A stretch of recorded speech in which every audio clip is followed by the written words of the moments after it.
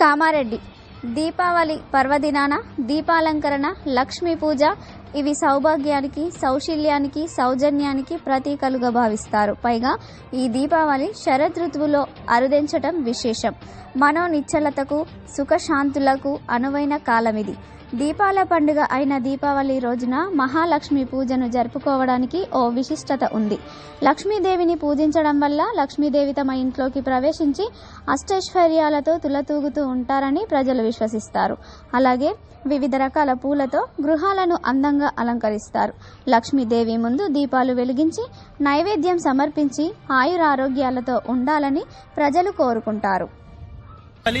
సందర్భంగా మీకు బంతిపూల గిరాకీ ఎట్లుంది, ఏ విధంగా నడుస్తుంది? మీ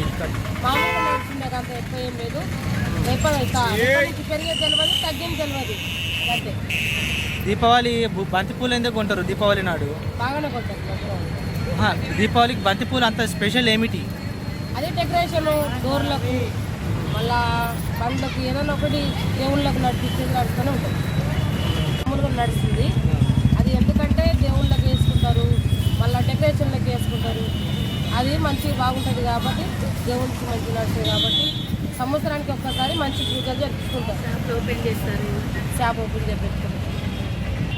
ధరలు తగ్గే తెలియదు, ఎక్కే తెలియదు. కాకపోతే ఇప్పుడు ఉన్న ధరలు మేము అమ్ముతున్నాము.